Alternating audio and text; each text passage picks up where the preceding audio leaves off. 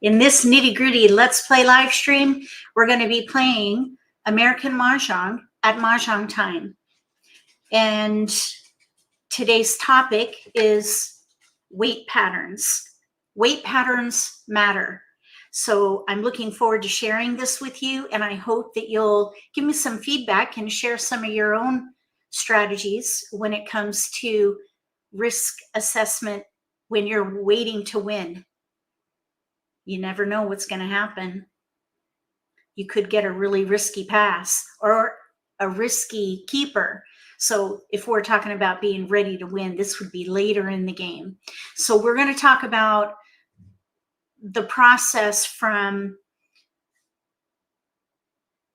the beginning. So we'll talk about Charleston decision making, and then we'll talk about pacing yourself.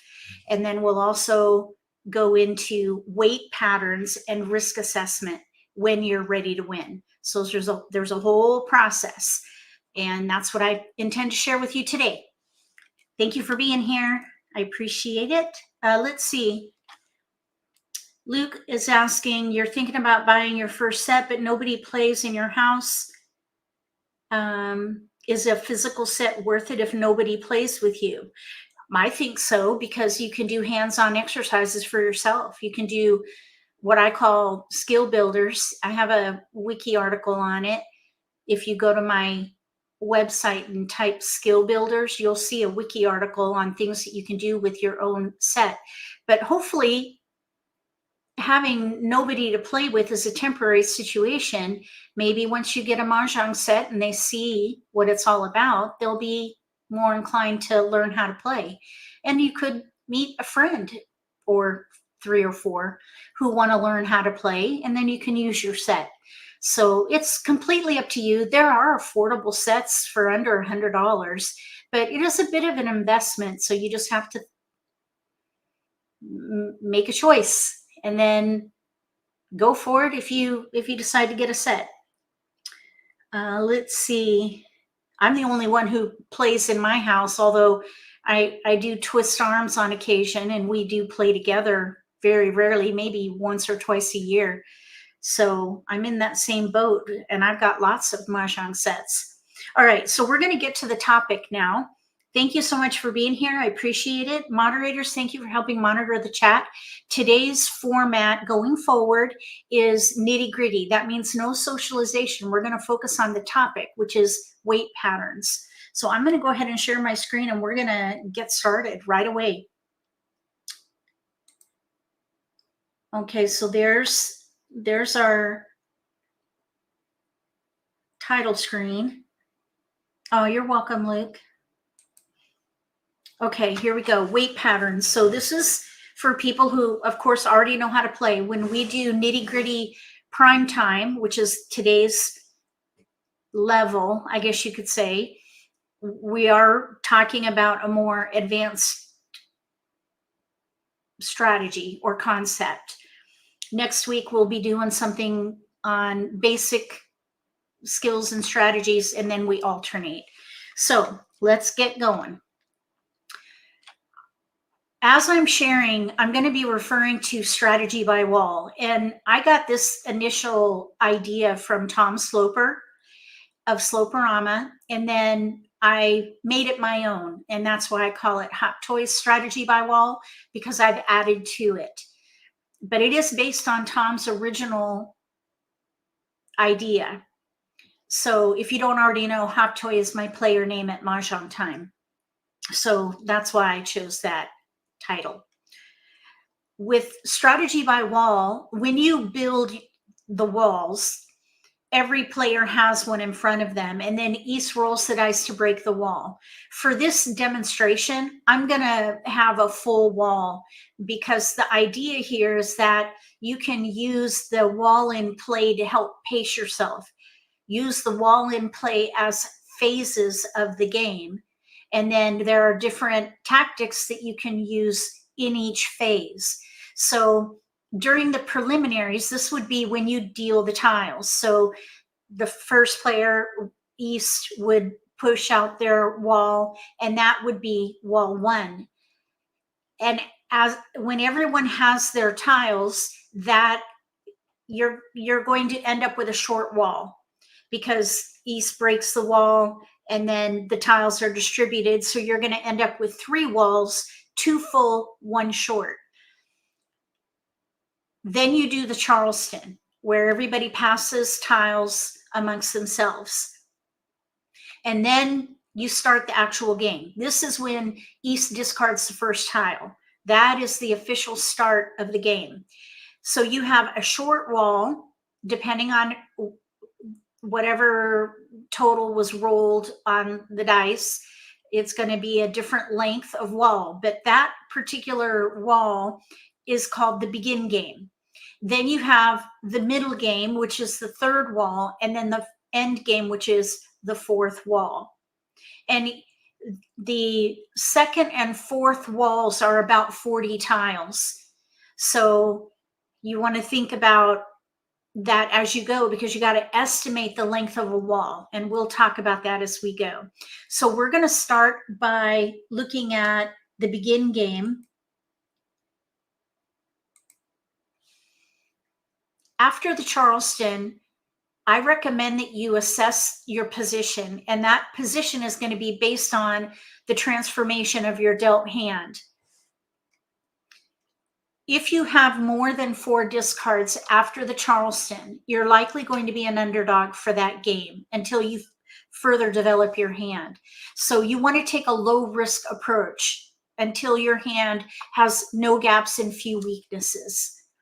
If you have 4 discards, you're likely going to be a contender, and you can take a moderate risk approach as you continue to develop your hand. If you have less than 4 discards, consider yourself a front runner. In that position, you can push to win regardless of risk. Stay out in front. And that means playing assertively. Within reason, though, because things do happen in the game that you cannot predict. So things can change. So let's continue, and I'll explain, especially when we get to gameplay with commentary. I want to encourage you to pace yourself. This is a way to ensure that you are at least keeping up with the pack. When East discards that first tile and that short wall has been pushed out, 99 tiles are remaining.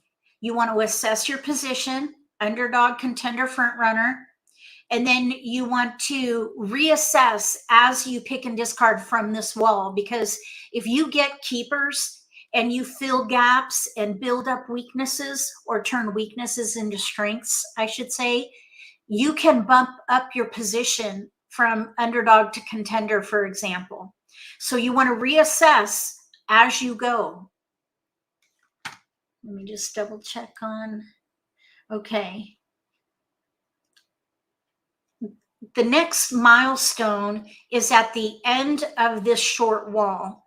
This is 81 tiles remaining. That's the last tile in that begin game. You want to commit to a category. The idea here is you don't want to straddle for very long. You want to just make a decision. Go focus on the strongest option that you have and let the other tiles go. Focus on the strongest option. In the middle game, this is about, let's say, 2 or 3 picks in from the middle game. This is the sweet spot to switch your hand if you need to. And a lot of times this might happen if you're playing a pair hand and someone makes an exposure with your tiles and you can no longer play a pair hand. This is the sweet spot to switch. If you switch any later than this, you're going to probably need to consider yourself an underdog and start over because you're going to have fewer and fewer tiles to help you build a new hand from this point forward. So at 70 tiles remaining, this is the sweet spot to switch. Then we have 60 tiles remaining. This is the sweet spot for joker bait. If you don't know about joker bait, this is when you have an unneeded pair that you hold on to at about this point in the game, the very midpoint in the game. You discard one of those tiles and then an opponent may claim it, make an exposure with a joker, and then on your next turn, you do the joker exchange. That is the sweet spot for that, because you give them time to develop their hand and get into a position where they're willing to make an exposure with a joker.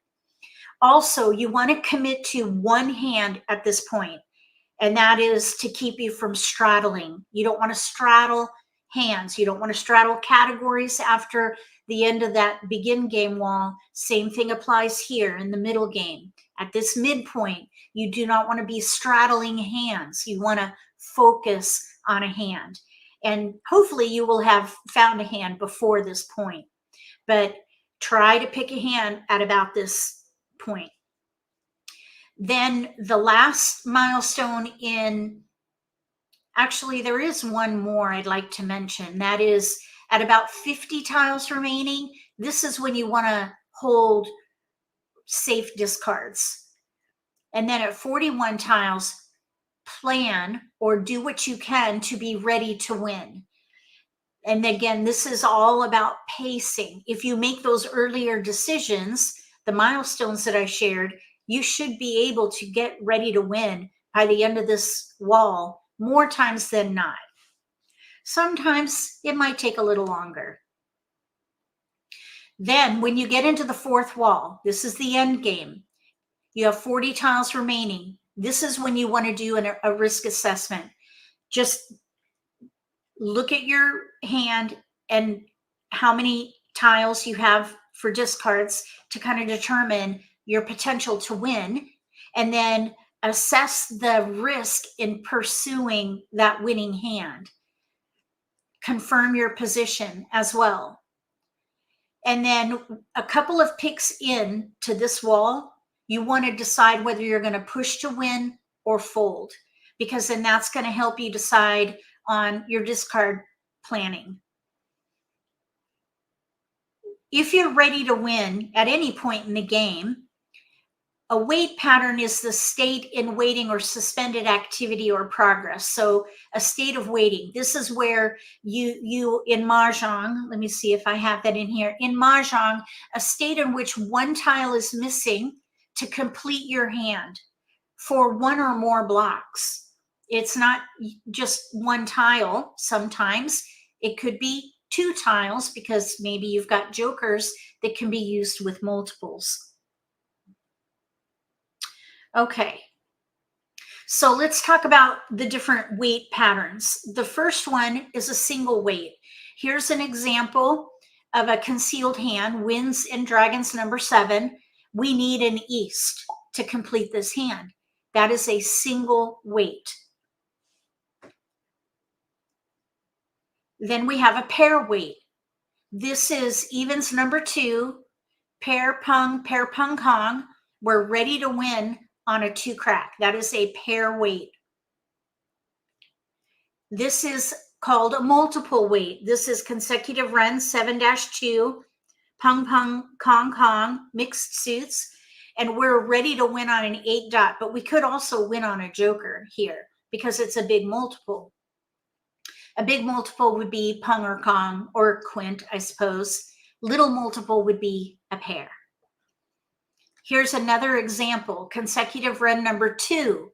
We're waiting for either a joker or an 8 bam, or we could even win with a red dragon because we've got jokers that can be reallocated for 2 multiples.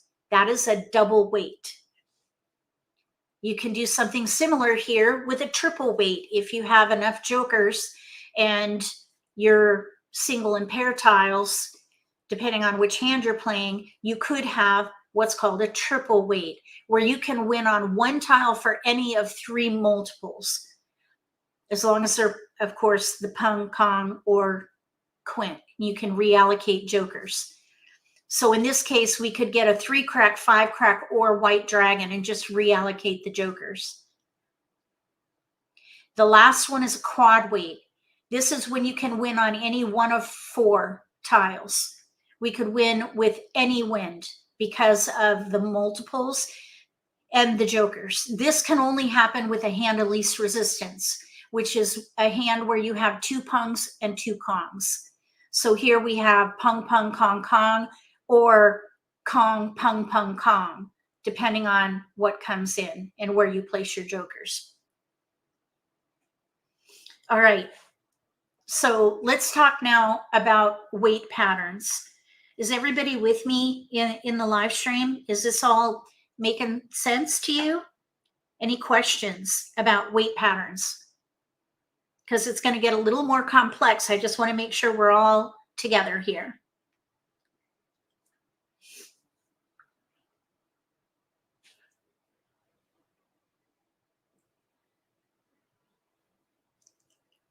I just want to make sure everybody is with us and you can hear me. Let me know. Okay, Jill, thank you. Appreciate it. Okay, Jay, thank you. All right, let's keep going. So, weight patterns. Single, pair, pung, or multiple, which could be a pung. Double, 2 multiples. Triple, 3, quad, 4. Single, pair, multiple, double, triple, quad. Those are the weight patterns. From single to quad, you go from weak to strong. The closer you get to a quad weight, the stronger your weight. So single and pair would be weak. Multiple is strong. Double, triple, stronger. Quad is the strongest. So you want to look for opportunities and make decisions with your hand choice to increase the strength of your weight. Depending also on your weight, you may want to consider adjusting your position, because if you have a weak weight and you're considering yourself to be a front runner, in reality, you're probably more of a contender because you have a weak weight. So weak weight, bump back. Strong weight, bump forward. Adjust your position based on the strength of your weight. If your weight is strong, bump up. If your weight is weak, bump back. Okay, so we are now going to play at Mahjong Time. We'll do a game with commentary so that I can demonstrate the ideas, both with the Charleston decision making, position assessment, pacing yourself, and then hopefully we'll be ready to win so that we can talk about weight, the strength of the weight, and the push-pull judgment that comes with it. And then we're going to come back to this presentation for a little bit more. So I'm going to stop sharing, and then I'm going to share Mahjong Time. I thought I had, let's see here. Why is Mahjong Time not? Hold on. Okay, here we go. All right. So I'm going to go full screen here. Okay, we're going to be playing now. So let's keep it all nitty gritty if we can. This is the nitty gritty Monday, which means no socialization. We're focused on the topic, which is weight patterns. So here we go. I'm going to go to games. And we're going to start a table because nobody's here yet, or there's no open table. So we'll start a new one. Does anybody have any questions about weight patterns? And I know I need to do a demonstration so you can see it all work and get a better idea on why it matters. But any initial questions, I'd be more than happy to answer since we're waiting for people to join our table.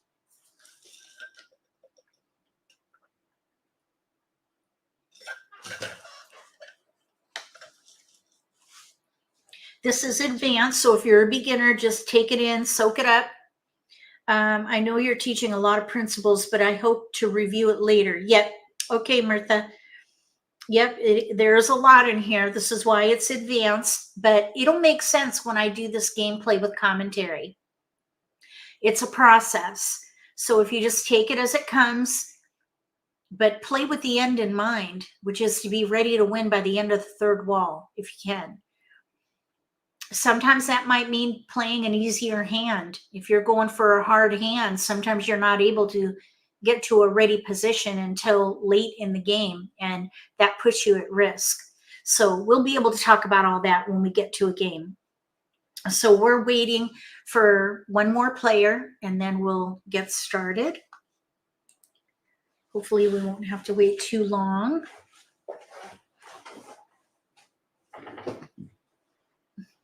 Anxious to see the strength of the weight in a game. Yes, Tracy, thank you. Me too. I'm hoping we'll have a really good example here. Okay, we're off and running now. Thanks for your patience. Here we go. So we're going to be focused on hand development. We want to transform our dealt hand into something we can work with. Thankfully, we have multiples, 1 and 2, 1, 2. So whatever we do, I would focus on little numbers, 1, 2, 1, 2, 3, 4. So we're going to pass the west with a dragon and then this 5. We have 1, 2 and cracks. That's what we're focused on. We're going to keep tiles that will support or be able to build around the 1, 2. 1, 2 of some kind. We don't have to pick a hand till we run out of discards. Okay, we've got a 2 and a 1. Excuse me. So there's 1. Let me put these over here. Here we have a 1, 2, 3, 4 and a corresponding dragon. Let's see. We do have some year potential in here too, but I think I would rather focus on 1, 2. We even have some potential for a pair hand here. Third hand down on the left. 1, 2, 3, but we cannot keep all these tiles. We're going across, so we have to pass. 1, 2, bam, 1, 2, crack. I don't think I would pass like numbers. I'm going to break up the 1. We might be able to get it back. That pair hand is a bit weak because we have no 2 dot. Okay, now here's 1 through 5, and we have 2 discards, clear discards. So we're going to, let's see, we're going to the left. We could pass blind here. I'm thinking we could play 1 through 5 or 1, 2, 1, 2, 3 concealed if we get a 3 dot. I don't like passing like or 2 wins. I think it's almost as risky as passing like numbers, and I don't like passing like numbers. So I think I'm going to pass 1 blind. Let's see if we get a keeper out of here.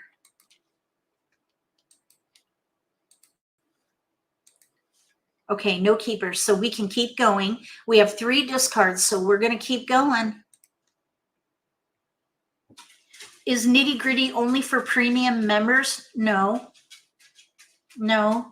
Nitty-Gritty just means that we're focused on the topic and we're not going to socialize. We're just focused on playing the game and whatever skill or strategy is being covered.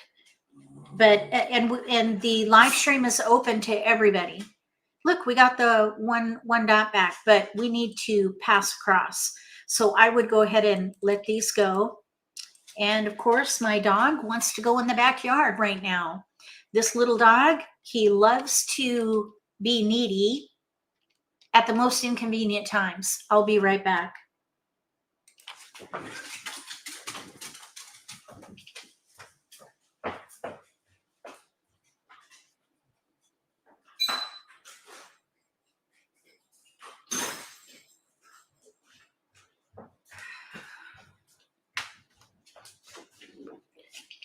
Okay, I'm here. All right, I just got to remember to let him back in. We got a 2. Here's a 1. Since we have a pung, I would not keep that 1. We're going to the right. We're in between 1, 2, 1, 2, 3. We have no 3 dot. We could also do 1 through 5. Since we have no 3 dot, let's let the 2 go and not straddle. We don't want to straddle. We got the 1 dot and a 2 bam back. Okay. All right. Excuse me. So now we have 1 clear discard. We have a hand with no gaps really 2 hands with no gaps. I think what I would do here is give up on the pair hand and pass 2. Pass 2, and I'm not going to be shocked if we get the 1 dot. I'm thinking 1, 2, 1, 2, 3 concealed, or 1 through 5. Okay, we did not get the 1 dot, which is fine. Okay, so let's see. I would say that we are going to be an underdog on this one because we're in between hands. And because that is the first one and the hand we're playing could use a pung, I'm going to pass. We could maybe, if a one crack is discarded, we can pung later. If we play that first hand, and here, I would not call it. We don't know what hand we're playing yet, which is why we're an underdog. So if we're not playing winds, I would let that go first. East wind. So I'm thinking the best opportunity for us is 1 through 5 at the moment. There goes a 4. That's a pair for us. 4 characters. There's another one. That is a pair for us. So I would think about changing my hand, because one more 4, if 1 more 4 goes down, we're in trouble. So, but without a 3 dot, I wouldn't focus on that consecutive concealed hand. I would wait. So our tiles for this first hand are going down hard. I would say we're a confirmed underdog on this game. 8 characters. Okay, so let's let the 8 dot go. 8 dots. So we're at 88 tiles remaining. We're still in the begin game, that short wall. So this is where you want to keep an eye on your 2 characters, your hand development. And here again, I would not call it because we don't know what hand we're playing yet. Now that's the first one, though. Bamboo. That's the first 2. 1, 1 is out. We could maybe play the second hand from the bottom on the right, let's say, or really the 1 suit hand even. 1, 2 crack. 6 bamboos. 3, 4 crack. 1, 2, 3, 4, and 1 suit. 4 bamboos. Here's a 4 and a 5. 7 characters. Our tiles are just falling by the wayside here. 8 dots. Can we get a keeper? This is the last tile in the begin game. Now we're at 80 tiles remaining. So we're now in the middle game. The middle game is between 80 and 41 tiles remaining. So I would say we're still an underdog. But we know what category we're in. You want to know what category you're in by the end of that second wall. And we know we're in consecutive run. So that's what we're focused on, consecutive run. 6 characters. And we're just going to continue to gather.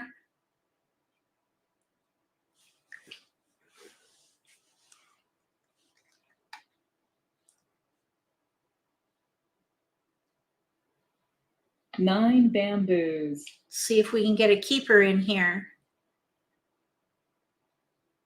I would love to get a 3 dot. Oh, 7. 7 dots. Pung. Okay, so they're risking 2 jokers over there. Red dragon. They must have a well-developed hand. 7 dots. There goes a joker.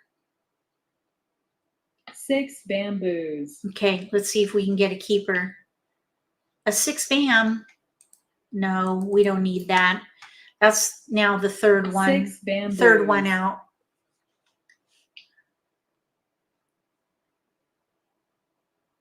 North wind. I'm thinking we're at 70 tiles. This is around the sweet spot for switching your hand. Bamboos. If you are going to switch your hand. Oh, here's a hesitation around 3 bam. That's one of the potential hands we could play with 3 bam. Characters. 4th hand down. Okay, there's a joker. So that might come in handy. Let's let the 5 bam go. And then I think this 4 can go. Bamboos. I'm thinking that we could maybe try for the 4th hand down, single pair Kong. 9 It is a bamboos. gap. We have a gap hand if we do that, but we could use the joker for the missing 3. It's not ideal 3 at all. dots. There goes the 3 dot and a hesitation. So somebody's playing threes or 3, 6, 9. 8 bamboos. Okay, so we have a 1. Let's let the 4 bam go. 4 bamboos. 1, 2, 1, 2. It would be ideal to get a 3 dot 2 dots. so that we could play that concealed hand, but that's a pair gap, West and I would wind. not get invested in that idea. It's a long shot. 1 dot. Okay, we're at 9 62 dots. tiles remaining. This is where you want to know what hand you're playing. And I would say the 4th hand down. If we use this joker for the missing 3 bam, 3 dots. there goes another 3 dot. So we are waiting for 5 that. characters. For the concealed hand, we're going to pass. The concealed hand, we need a pair of 3 dots. So it's 7 going to be a bamboos. major long shot. Okay, let's take this joker. 7 dots. Okay, now let's let the 5 crack go. So at this 5 point, characters. let's see, I wouldn't want to define one of these jokers because if a 3 crack 8 is discarded, bamboos. I would want to Kong. If a 3 9 bam is discarded, there's characters. nothing we can do. So I'd say we could commit to the 4th hand down at this point. Since we're in the 4 midpoint of the characters. game, there's another tile that, okay, let's see if there's something else we could do. I don't think so at this stage of the game. We're beyond that 70 tiles remaining point where North you could wind. maybe switch your hand. Switching your hand at this point is an act of desperation, and we don't want to do that. I think we 3 have dots. even, yeah, there goes the concealed hand. Can't do 8 that now because characters. 3 dots are out. So we're confirmed focused on the 7 4th hand characters. down. At least we have pairs and the single ones. So South wind. that means the 2 is a discard. 9 characters. Let's just see how it goes. Oh, this 1 1, character. this 1 is a discard. This 1 is a discard. So we'll pass. So we're 2 picks away from the end game. East wind. We have 4 discards. Okay, now this changes things a little bit. Let's see if we can do anything there. Well, the 4 can go, and now we can take a minute 4 to figure out what we characters. could play here with a flower. 1 bamboo. I don't think I would do anything here because we don't have a 3 dot and it's out. For mixed suit Kongs, I would let that go. And I probably would let the flower go too. You don't want to hold on to a tile like a flower at 5 this dots. stage of the game because 5 we're going into the bamboos. end game. You want to make sure you have safe discards at around this point. So we're going to let this risky flower go. It's not the first one out though. There's one right here. Flower. Okay, and there was a hesitation 1 there. bamboo. Yep, we'll pass. We're at 40 tiles remaining. This is the end 8 game. bamboos. We have 4 discards. We are an underdog and we probably should fold. 2 dots. I 7 think all characters. these tiles are safe. West wind. Nobody wants these tiles. So we've got a good collection of tiles to get 4 us to bamboos. hopefully a wall game, a draw. We want to try to end in a draw 2 dots. or do our part to end in a draw. 9 Because bamboos. if we were to be able to get to a ready White position, dragon. it's going to be a long shot. Let's see. Right now, there's only 1 3 bam out Kong. and no 3 cracks are out. So we do have 4 dots. potential, but it's going to be a long shot. So we should take a low risk approach. 7 bamboos. We are an underdog, clearly. Flower. These flowers are going to get more and more risky. So if we draw a flower at this point, I probably would 6 keep it. dots. There was a hesitation on that flower. And also, now that this player across from us has a pung of 7s and a Kong, they're playing 5, 7, 9 dragon. Let me see. Wait a minute. Pung. No, they're playing the second hand from the bottom West wind. under odds, or they're playing the 5th hand down under consecutive run. Actually, neither one of those requires flowers. flower, There wasn't much of a hesitation there. So perhaps that player North gave wind. up their flower. Usually a hesitation means that another player has the 8 tile in their characters. hand. That's one of the tells at Mahjong Time, or 5 any characters. time you play online when there's a hesitation. 3 dots. Okay, 9 crack, 2 are out. 9 characters. So to figure out how many picks you have left, take 8 the number characters. remaining and divide it by 4. So we have 5 picks left. Okay, so they're playing 4, 5, 6, 7. Pung, pung, pung, pung, kong, kong. And let's see, they drew it themselves. All right, so now we ended up with 4 discards. We were an underdog, and we were discarding as safely as possible. So that's what you want to use your position to help you make the decision on how much risk you want to take in the game. Since we were playing a long shot, low risk. Okay, let's play again, because I'd like to see if we can be ready to win and talk about weight patterns. And then we'll go back as soon as we have a game where we're ready to win. Then we'll go back to the presentation and talk about the next, or the add-on piece. Yes. Okay. So while we are waiting for players, I'm going to go ahead and let Riley back in. I'll be right back.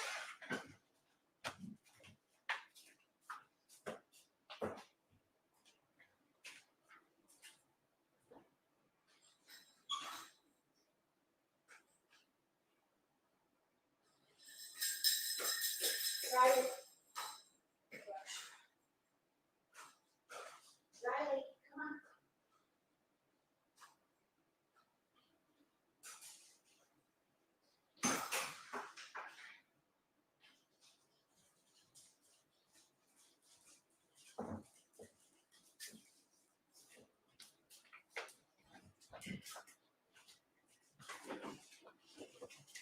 on. Okay, I'm back.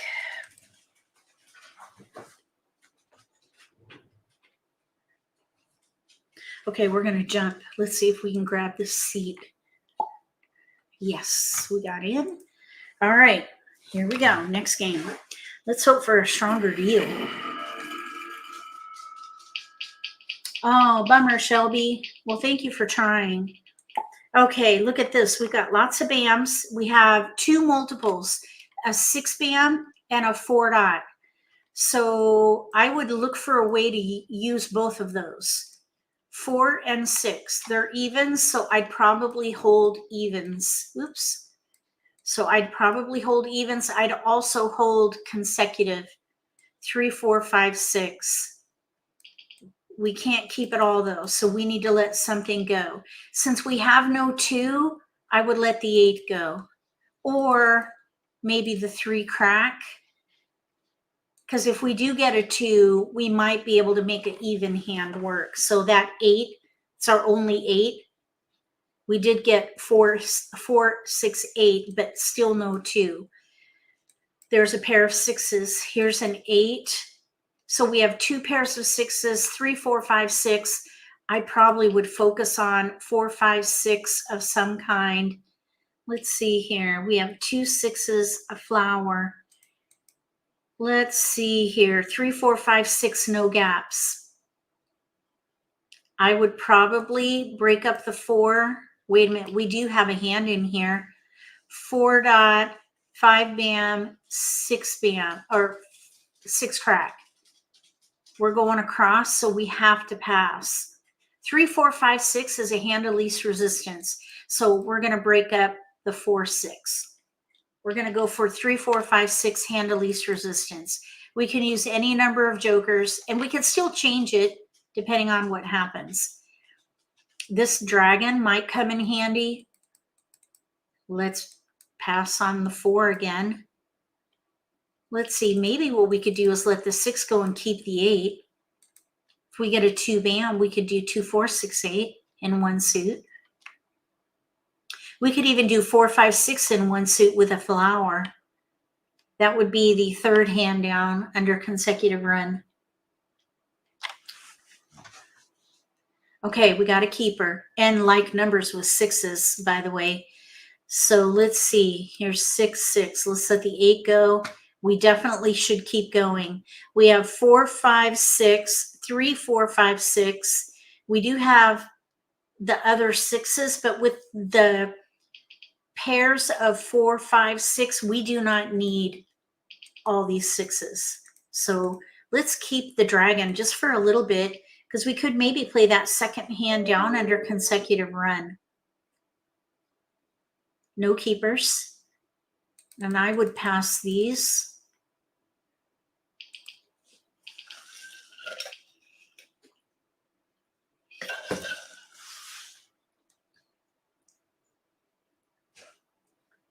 We have 3 multiples right now, so we're in a much stronger position with this hand than we were in the last game.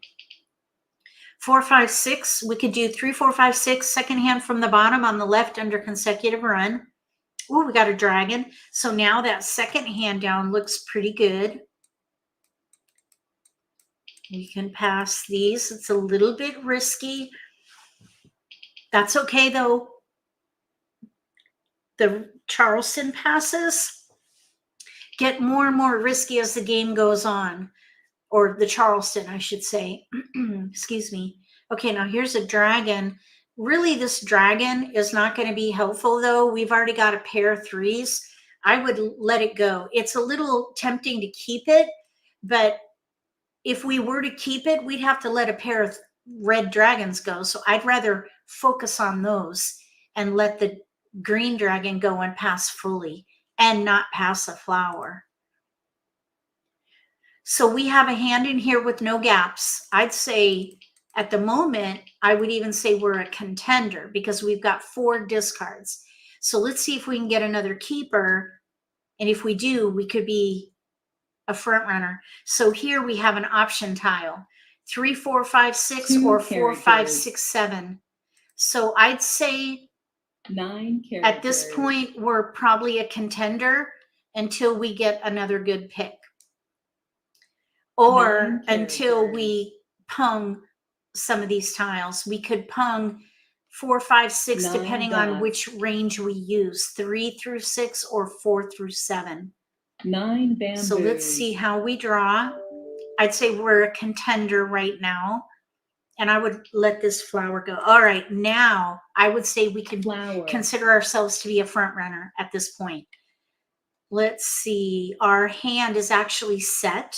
1 dot. And by set, my definition of being set is when you can claim a discard for each block in your hand. Characters. Some people call being set ready to win, 3 characters. but I call that ready to win. There's a different, that's the difference in the way I teach and play. So we are what is called being set, and it is a position, it adds to your position of strength. So we don't have to decide on our range just yet. We could pung the 5 either way. Let's see, 3, yeah. Flower. We could pung the 5 either way. We could Kong the red either way as well. Oh my gosh, the 3 dot came in. 2 characters. Where were you in our last hand? That's what I want to know. South wind. Now, even though you're a front runner, if you have this position of front runner, that is not a guarantee that you are going to win. Other players could be front runners too. So you focus on your own hand, make decisions based on the strength of your hand, and then do the best you can with discard planning. 2 characters. If you're a front runner, play to win. 6 dots. 5 dots. We're looking for a 5 bam or a red dragon. 5 dots.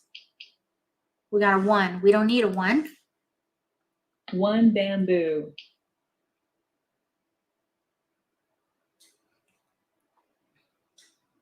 4 characters.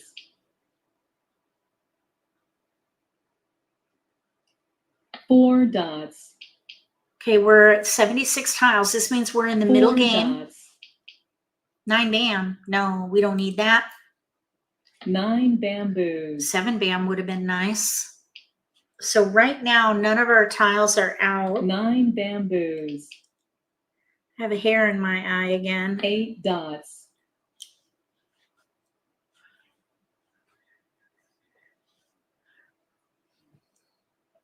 Okay, we need a keeper. White dragon. 4 crack. No. 4 characters. 9 bamboos. Oh, I think I might have. West wind. 2 dots. I feel like I have a hair going across my face, right across my eyes. Okay, I think I got it. White dragon. All right, come on now. We need a keeper in here. West wind. 4 bamboos. Okay, that would be a pair for us or a pung. Since it's the first one, let's let it go. We still could pung if another goes down. 2 characters. Another joker, so that was worth the wait. 3 dots. I would say we're a confirmed front runner. We know what hand we're playing. We're at that 60 tile mark where 1 you're character. mid-game. This is the midpoint in the game. You want to know what hand you're playing here if you're pacing yourself. 6 dots. We want to try to be ready to win by the end of this third wall. 3 dots. We're looking for another keeper. 9 crack. Now, if 9 a characters. 4, 5, or 6 go down, I think we should call it East wind. and just dig our heels in on our range. 5 characters. Because at the moment we have 3, 4, 5, 6, or 4, 5, 6, 7. Either way, we have one of our pair tiles, which is good. 6 bamboos. Okay, so this is where I think we should make a choice. I think we should go ahead and pung and dig in. Pung. So that means we're doing 4, 5, 6, 7. So let's let the 5 go, and then next we'll let the 3 go. characters. So the 7 bam is going to be our pair, and that is going to mean potentially a pair weight, which is not ideal. East wind. It could be weak. So our hope 5 here characters. is, well, we don't want to make decisions based on hope, but it would be ideal to pick a 3 7 bam. bamboos. There goes the 3 bam, which we've already made a decision on our range. 3 bamboos. 4, 5, 6, 7 pair pung pung, and then we Kong that 6 dragon. characters. So at the moment, it's looking like we may have a pair weight, Pung. which is weak, and that means that we need to bump East from wind. front runner to 6 dots. contender. So now we could put these here. We're ready to win on a 7 Red bam. dragon. Okay, now red dragon. We could Kong and discard a joker, but that would be a red flag on the play, and I don't want to do that because we're on a pair weight. That would put us at even more risk. So with a pair weight, you want to mitigate risk. 7 dots. We're ready on a pair weight. There are no 7 bams out yet, which is good, but this is 7 a weak characters. weight. So we need to adjust our position from front runner to contender and then make decisions Green accordingly. dragon. Even though we're ready to win, we want to mitigate risk. 3 bamboos.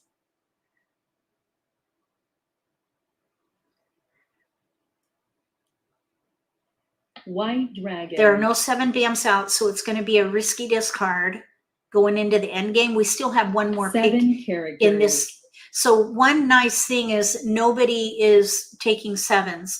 Okay, so now here's another thing you can do.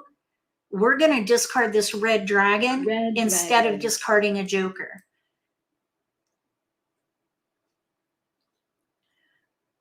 4 characters. So we're not throwing a red flag on the play. 3 dots. That would have alerted people that we're ready on a pair, a single or a 3 pair. characters.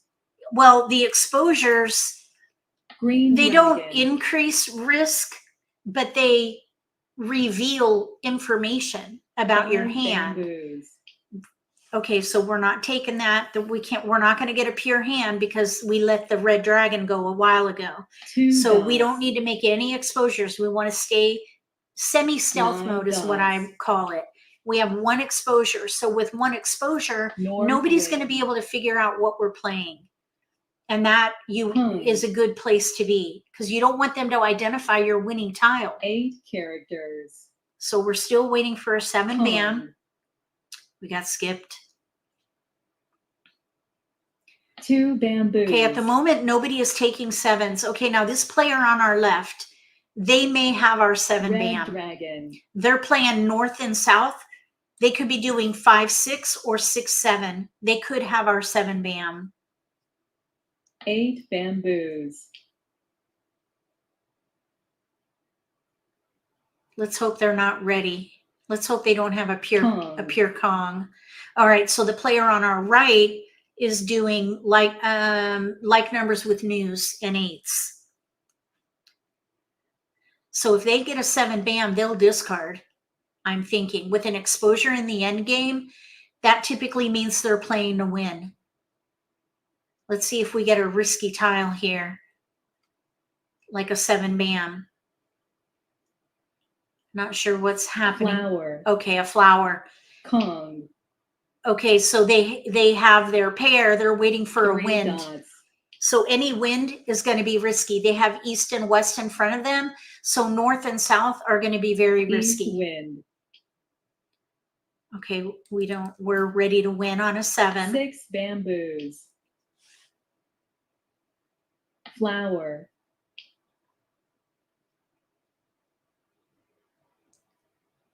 9 characters. 5 characters. 2 bamboos.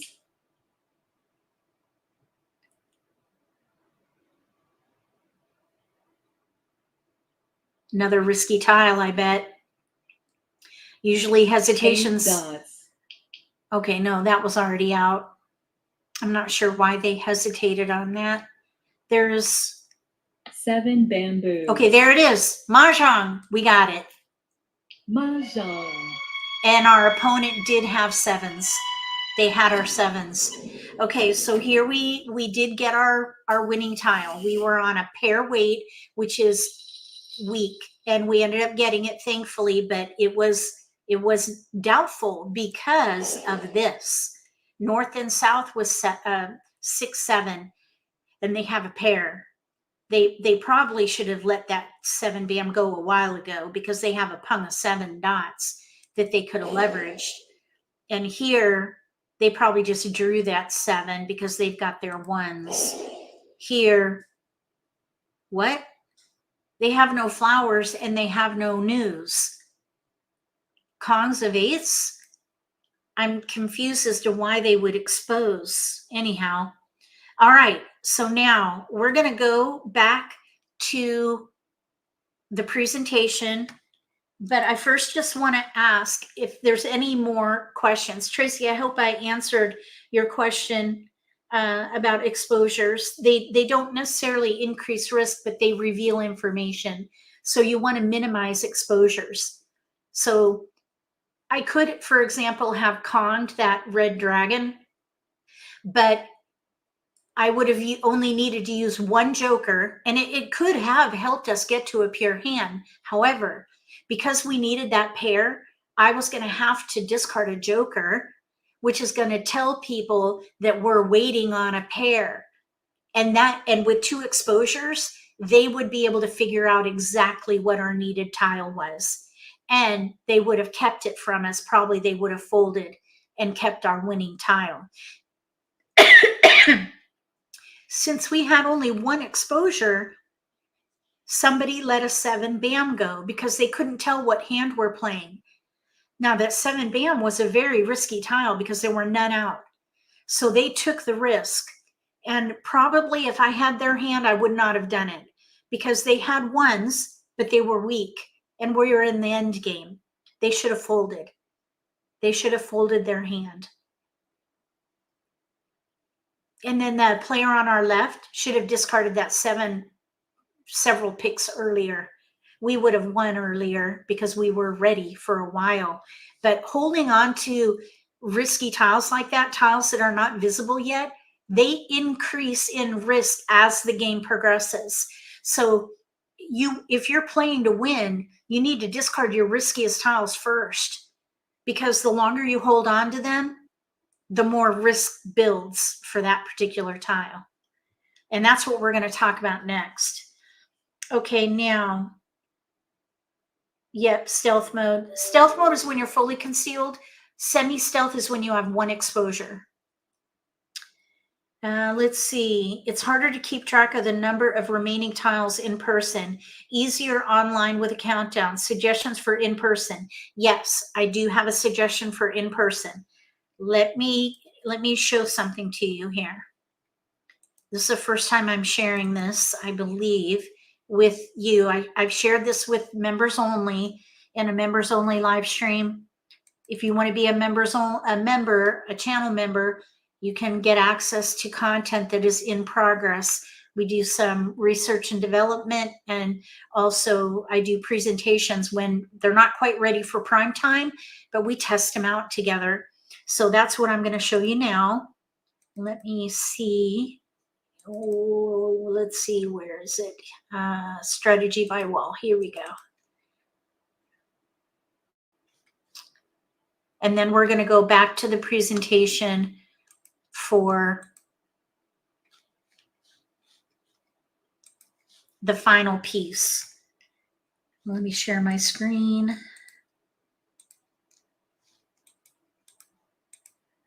All right, so this again is about pacing, and this is more about pacing in real life. So here's the game. Everybody with me on this? Here's the table. And for now, you can, I'm not sure why that says 52, but just look at the tiles in the wall, okay? Focus on the tiles on the wall. We have 4 walls in front of us. This is where we're going to deal the tiles. So let's say East breaks the wall on the edge of where this blue line is right here. That right there is all going to go away in the deal. So that is going to be the first wall gone. Then we have the begin game, which is the next, let's see here, basically 90 to 71 tiles remaining. And then you have the middle game, which is 40 tiles, and then the end game. So what you want to do is look for, let's see here. Let me look at what my presentation is here. Okay, this explains it. Okay, so after the tiles have been dealt, and we're going to ignore the number in the middle for now, okay? Just look at the tiles in the wall. So the tiles that were dealt are the blue line that you see here, okay? And we have a short wall, which is about 5 or 6 picks. 1, 2, 3, 4, 5. Let's see, 1, 2, 3, wait, 1, 2, 3, 4, 5, 6 picks. 6 picks, 5 or 6 picks. That is the begin game. So you can easily count groups of 4. 5 groups of 4 would be the begin game. So train yourself to identify the begin game. 5 groups of 4 tiles. That's the begin game. Then, in order to identify the end game, you need to visualize on each wall the missing tiles and use the same number to block off the length of that on South's wall, the player to East left, or I'm sorry, to their right. because that is going to show you the end game. Whatever the missing tiles are, you use that visual space to identify that same length in the wall to their right. And that will tell you the last wall, the end game. And then after that, by process of elimination, you can then identify 40 tiles remaining or 40 tiles that would make up the end game, or I'm sorry, the middle game. So after the 5 or 6 picks from the begin game, then you can see the middle game and then the end game by using that negative space to help you identify 40 tiles remaining. So let's just look at some examples. So here's a game. We have 80 tiles remaining. So you can see the blue is where the tiles are gone. And we use the negative space to figure out the end game where the red line is. It's about the same length as the tiles that are missing. And then we also see the yellow line, which is the begin game, the first 5 or 6 picks, so that we could then determine the middle game. So we're at this point 80 tiles remaining. You want to make sure you know what category you're in. And in this case, we know we're playing consecutive run. Then we hit 70 tiles remaining at about this point, right into after maybe 2 picks into the middle game. That's the sweet spot for switching your hand if you need to. So just a couple of picks into the middle game, that's 70 tiles. Then halfway through the middle game is 60. So you use that visualization where you identify the begin or the end game, and then about half the length of a wall shows you the midpoint after determining where your end game is. So it's a bit of you've got to use that negative space to identify the same length in the other wall, and then kind of work from there backwards to figure out where that middle game is. And then here you can see we're now in the end game where you're going to assess the level of risks that you want to be taking based on your hand development at this point in the game. Okay, so now let's look at another example here. So we have all the blue is going to go away in the deal.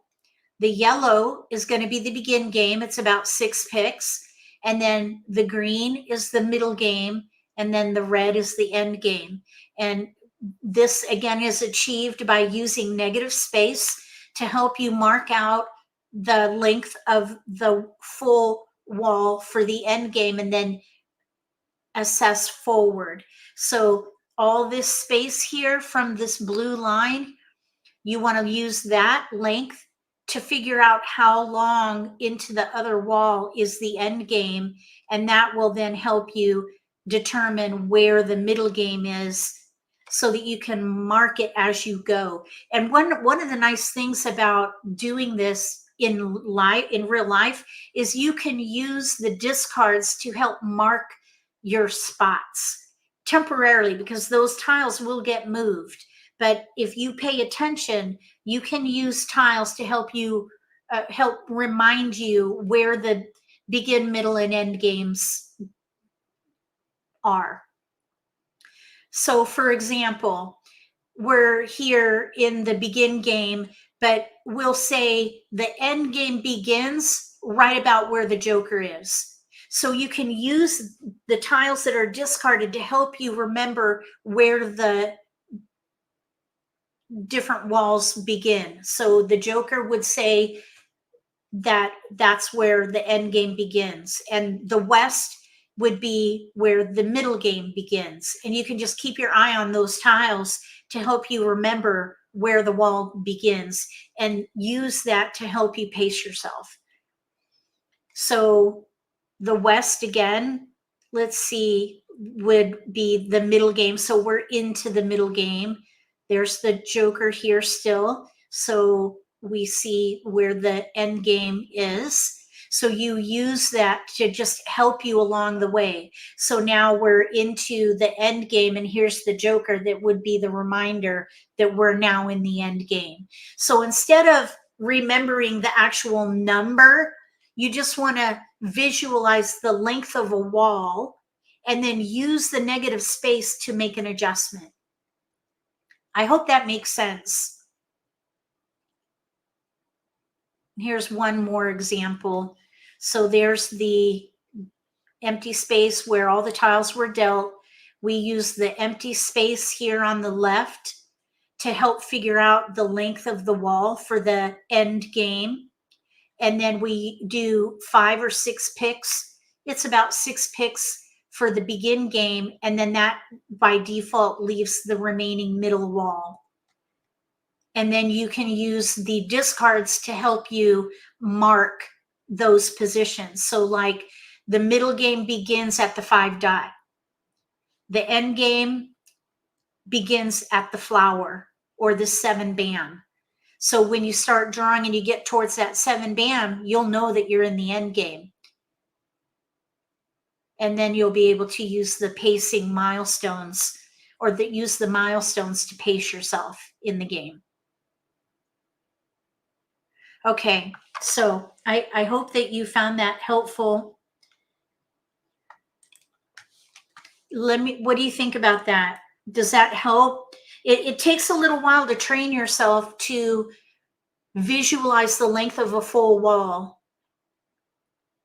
Okay, all right, so now I want to show you something else that you need to do when you are ready to win and you're waiting to win.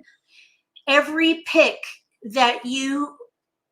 time you pick a tile to start your turn, you need to do a risk assessment or a push. You need to do push-fold judgment, which is deciding whether you're going to play to win or fold and block. Fold and block just means you're going to break up your hand and discard as safely as possible to hopefully end the game in a draw.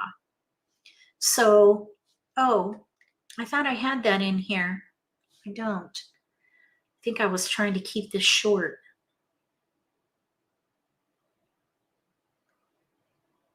Okay, let's see.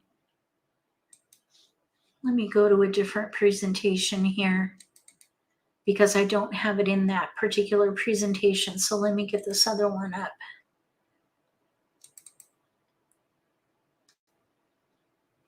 Because I think this is another really good visual to commit to memory so that you can understand the level of risk that you need to estimate in order to make that decision on whether you're going to push to win or fold. So let me, oh shoot, I did that wrong. Hold on. Oh, dang it. How nice. Okay.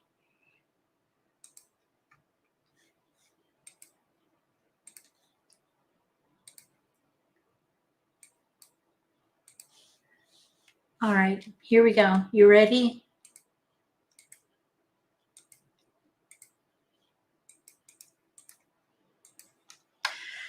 Okay, would it help if you used a real set?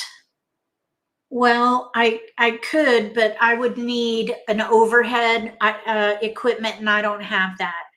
So at the moment, Ruth, I don't have that capability, but in the future, maybe. In person, discarded tiles get moved, then you reset. So you can use your memory when tiles get moved, pick a new tile to help you remember where the walls begin and end. Just pick a new tile.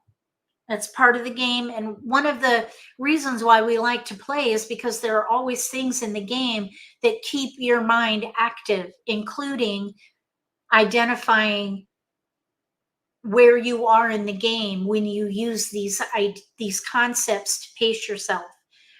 So just pick a new tile to help you mark the beginning of the middle game and the beginning of the end game. Pick a new tile. Okay, so let's talk about risk assessment. Now, this is when you're in the let's say the late part of the middle game or going into the end game, and you're drawing tiles from the wall. Maybe you're not quite ready to win. You could be ready to win. It really doesn't matter. If you're playing to win, you want to know how risky your tiles are going to be that you're discarding, because you don't want to give someone a winning hand. So you want to do a risk assessment with each pick and discard. Also, it could help you if you do fold. This can help you with your discard planning, so that you're discarding the tile that is going to create as little impact as possible. So on the left side, we have the likelihood that a tile is going to give somebody a winning hand, or maybe even help them develop their hand. On the right, we have the impact that it's going to create if we discard it. So on the left, we have improbable, possible, and probable. Improbable would mean that risk is likely to occur. Possible is risk likely to occur, and probable is risk most likely to occur. So an example would be with an improbable risky discard. If there are 3 tiles out, that is an improbable risk for that tile to go. Let's say only 1 tile is out. It's going to be possible. And if no tiles are out, it's going to be probable. So improbable, possible, and probable. You want to think about the likelihood of that tile being needed by one of your opponents. And then you're going to think about the impact that will result if you discard that tile. If an opponent has no exposures, that is going to be an acceptable impact, because you have a very difficult time figuring out what they're playing with only 1 exposure. So if you discard and someone wins with no exposures, I think I said 1, but this is no exposures. Don't be hard on yourself, because it's very, very difficult to figure out what someone is playing when they have no exposures. So that would be an acceptable impact. Then we have a tolerable impact when someone has 1 exposure. Again, it's very difficult to figure out what someone is playing with 1 exposure. But that impact increases or gets more and more uncomfortable with each additional exposure. So if someone has 2 exposures, that would be an unacceptable impact, and an intolerable impact if they have 3 exposures. So the more exposure someone has, the more uncomfortable you're going to feel when you discard that tile. So the idea here is to stay in the low and medium area. So you want to do improbable, possible tiles where people have no or 1 exposure, and then stay away from discarding or refrain from discarding or fold and keep risky discards if opponents have 2 exposures and 3 exposures and you think they need that tile. That's when you want to fold and keep that tile. That would be the high impact and extreme impact, where it's unacceptable and intolerable, very uncomfortable. And in some cases, you would pay a big penalty. So commit this to memory, memorize it, and use it to help you determine the level of risk with each pick and the impact that could result when you discard that tile. Any questions on that? So we're going to bring it all together and go back to Mahjong Time, and we'll play another game, and we'll talk about all those things that we covered in this presentation.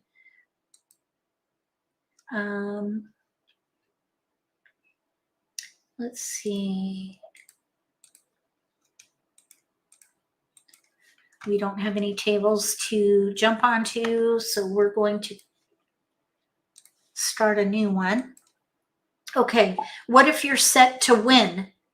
Well, you have to make the choice. And if if you are ready to win, I don't call it set to win, I call it ready to win. If you are ready to win and you discard a very risky tile, you just need to accept the consequences. You count the cost and accept the consequences. You would have to pay double. And one thing that you might consider is the value of your hand. If you're playing a 25-point hand and you draw a tile that you know an opponent could win on, like someone has 3 exposures and you know they need that tile, you should fold. But if you're playing a pair hand and that's a big hand, you might take the risk and discard, but you got to accept the consequences, because that discard could result in a unacceptable or intolerable impact. So you just have to count the cost and accept the consequences. Yes. Okay, so let's jump over here and see if we can get a game going. I don't know why people join different tables like that. Okay, here we go. We have a very strong player at the table here, a black belt. Let's see if we can get a good strong deal, and we'll do our best here. Okay, so now we have 3 multiples in here. We have a pair of 8s, a pair of 3s, and a pair of green dragons. So in order to optimize or really optimize and maximize a transformation here, we need to leverage these multiples. So I see that we have a 2 and a 3, 2.3 crack, but we have many more tiles towards the bigger side. So that's where I would focus. I would let the 2, 3, 5 go and focus on 7, 8, or maybe like numbers with 8s and dragons. Let's just see what comes in.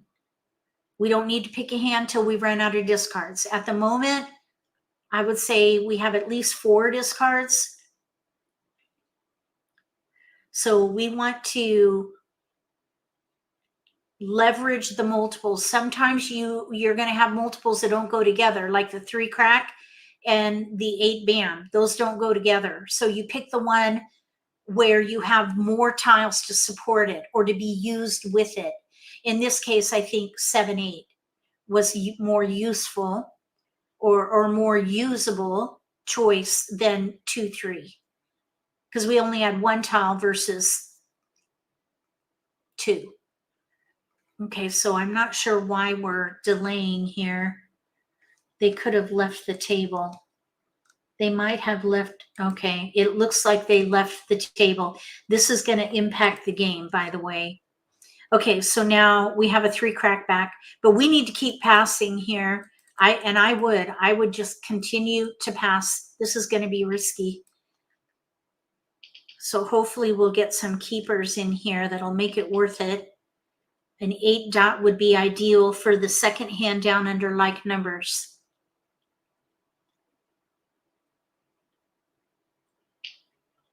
They left the table. That means a robot has taken over. Okay, now we are getting a lot of little tiles.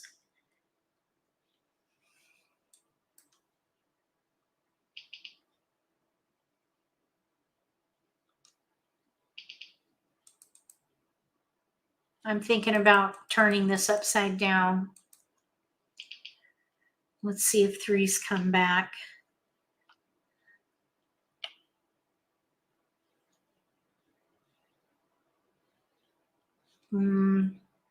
That's not helpful. Yes, we want to keep going.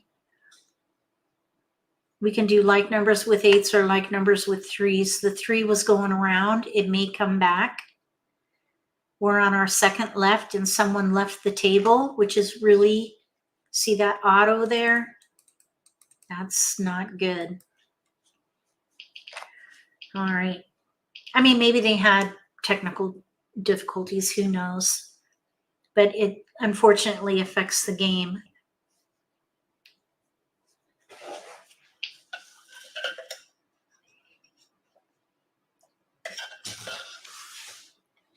Okay, we have a red dragon now.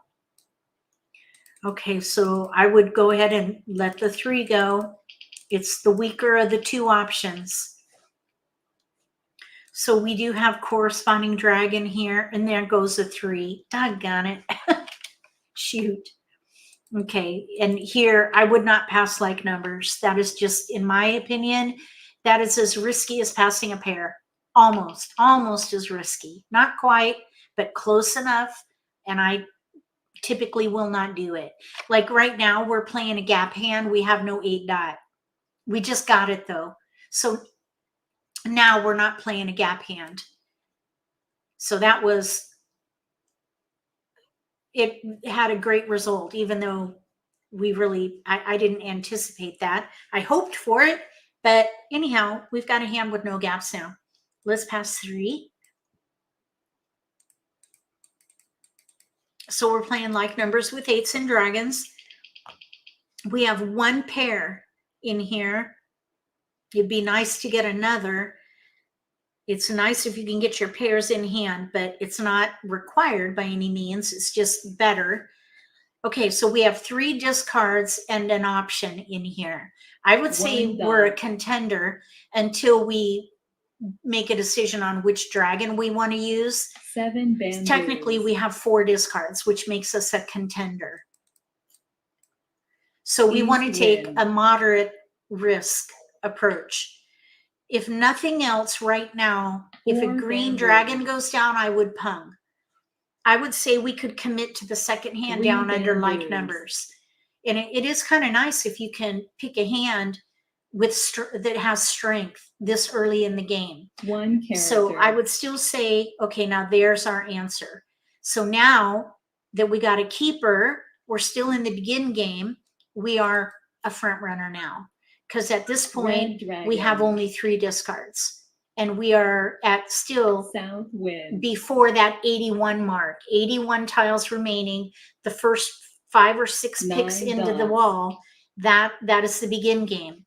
So at this point, we are set. 5 bamboos. Being set means that you can claim a discard for each block in your hand. 1 bamboo. We can pung the green dragon. We could pung the 8 crack Kong. 8 dots. And okay, now there's our pair tile. I would, of course, we're going to pass on it. That's our pair tile.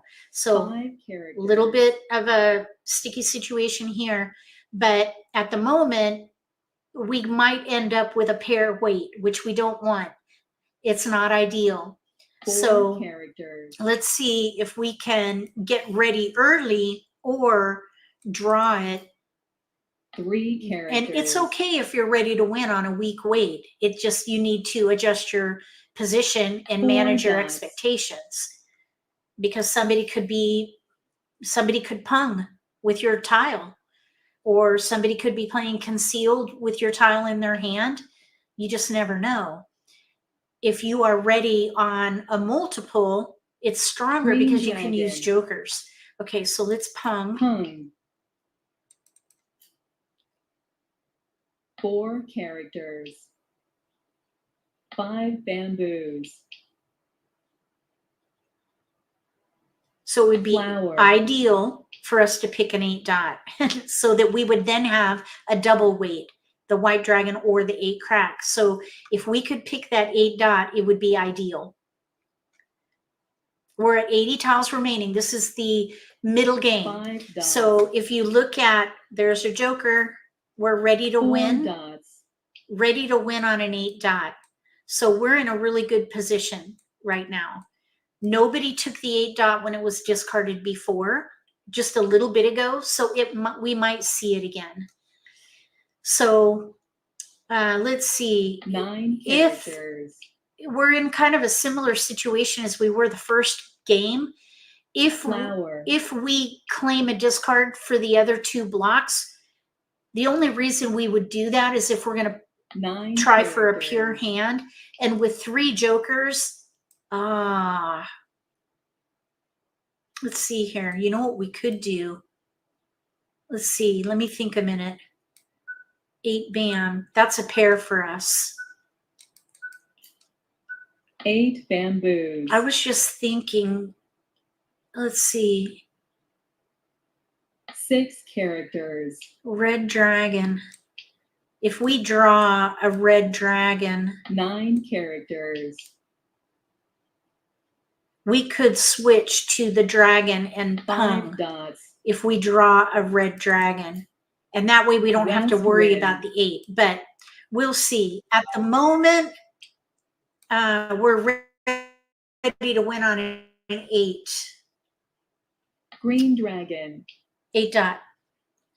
Okay, we're at 69 tiles. Flower.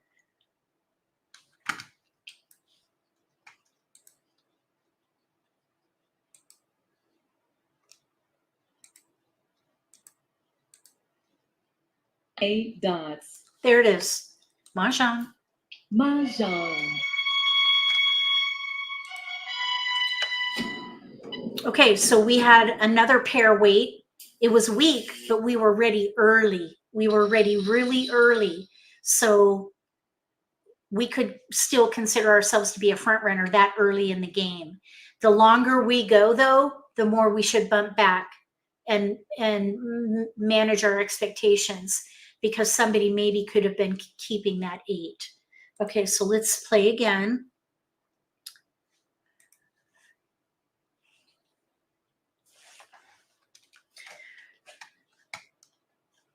Any comments or questions?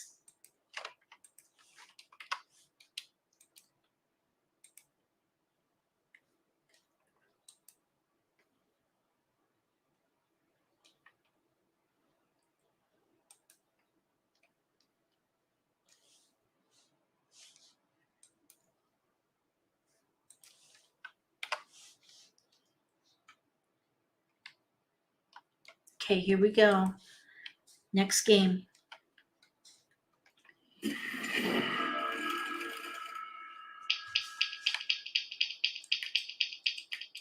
We had jokers the last time to help us. Now we have, oops, we have 1, which is fine. We'll be able to make it work. Okay, now we have 1 multiple, 9 crack.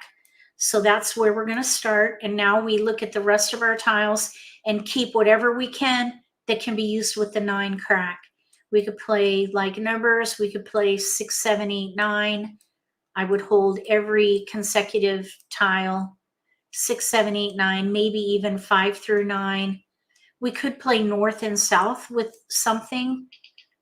So I would probably let something in here go. Maybe the 5, since we have no 7 crack. You can't keep it all. Let the weaker tiles go. Okay, so now we do have some potential for big odds, 5, 7, 9. Now that we have the 5, 7 in dots, but we don't have a 7 crack. So I would probably let it go. It's weak. Gaps. We have no gaps with 7, 8, 9, that range. We still don't know what hand we're playing, and you don't need to know what hand you're playing, not until you run out of discards. So try not to feel anxious about the fact that you don't know what hand you're playing. It's okay. You don't have to pick a hand until you run out of discards, or until you get so low that you can't pass fully. And then in the pick and discard phase of the game, until someone discards a tile, you might be able to take. Okay, so now we're at a point where we need to pick a hand because we only have 1 tile to pass. We could play north and south with offsuit Kongs, 3rd hand down. I would probably pass on that 6 crack. And then I would keep the 9 band and then the offsuit 8s. So probably the 7 dot here could go. So I'm thinking north and south with offsuit Kongs, or like numbers with 9s and news. Okay, so now we have 7, 8, 9. There's another option in here. North and south with 7, 8, 9. This would be the 3rd hand from the bottom. So we need to decide if we want to keep going, and I would, because we're in between. We could pick a hand and free up tiles in order to continue. And that's what you should do. Go with your strongest option. So I probably would let the 9 dot go since we have no east-west for the concealed hand. And I would play either the 3rd hand down or the 5th hand down. Okay, now the player on our right stopped the Charleston. Because they stopped the Charleston, I probably ask for 2. Let's see here. 8, 9, 8, 9, 7, 8, 9, north and south. I would ask for 2. We'll give ourselves an option there for another multiple. If we play that 3rd hand down, we're in between. So we're going to be an underdog until we pick a hand.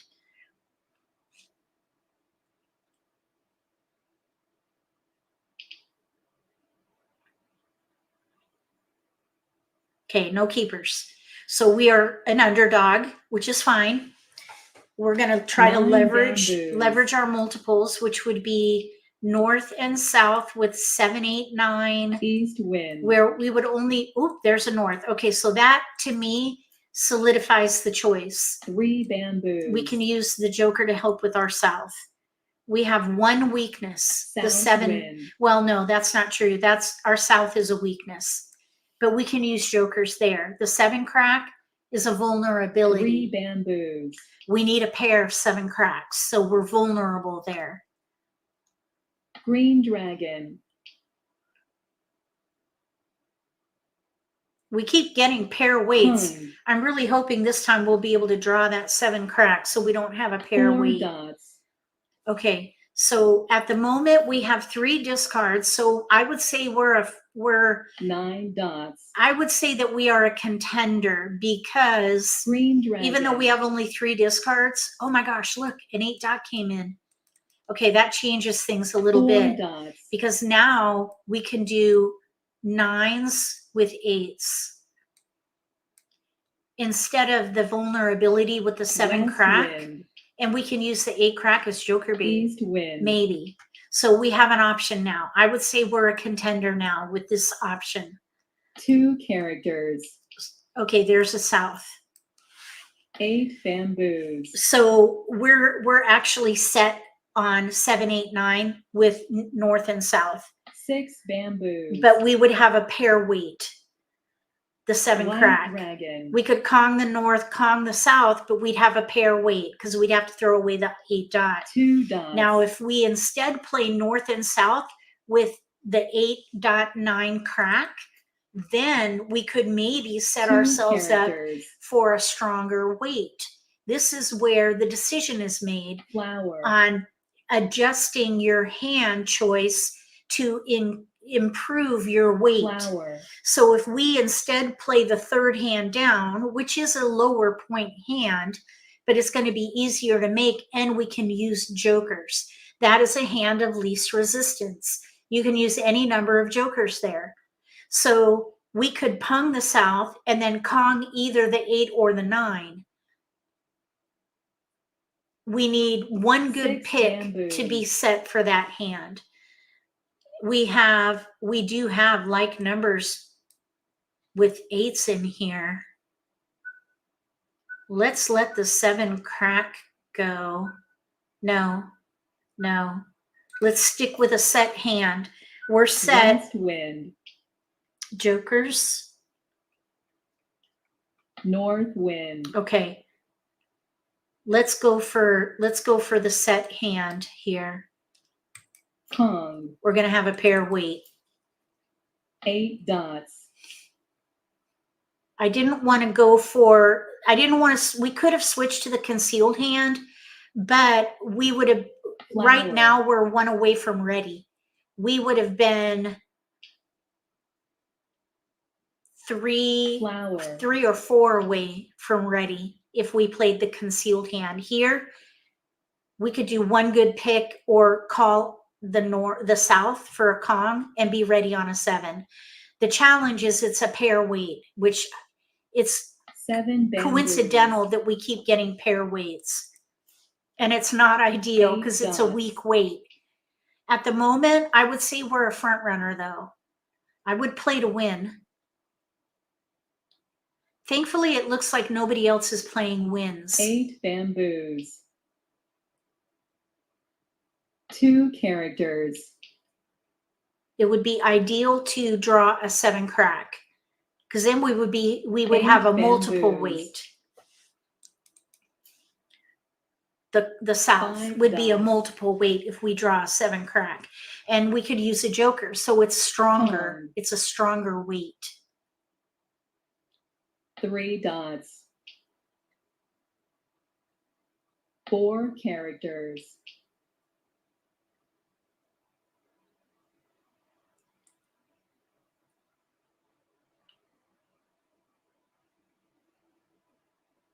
The- 7 characters. Okay, that's our tile. The silver lining here is nobody took it. 5 We're dots. doing a joker exchange and now a discard, and we're ready to 1 win. dot. So we're ready to win on a 7 crack. Pair weight, not ideal, but we are ready to win before the midpoint. 6 characters. So now 7 crack to win, pair weight.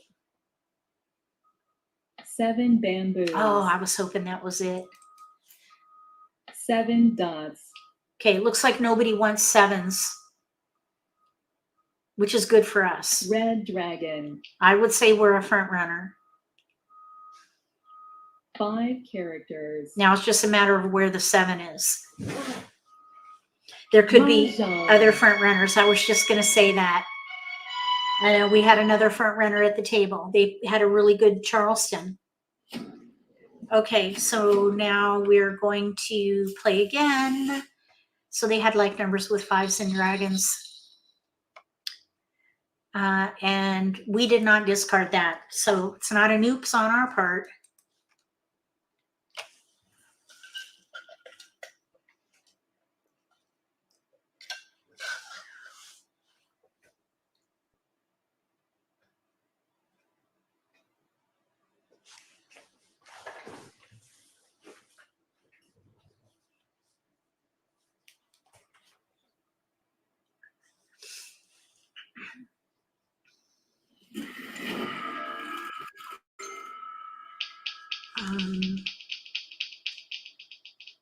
Okay, now we have 2 multiples in here, a 6 dot pair and a south. 6 dot pair, I would focus on the 6. We have some 3, 6, 9 in here. We have a flower, dragons. We've got to be able to pass. So let's pass 2, 8, 1. We might be able to let a dragon go at this point, actually. 6 dot pair, no other 6s. Let's let that dragon go.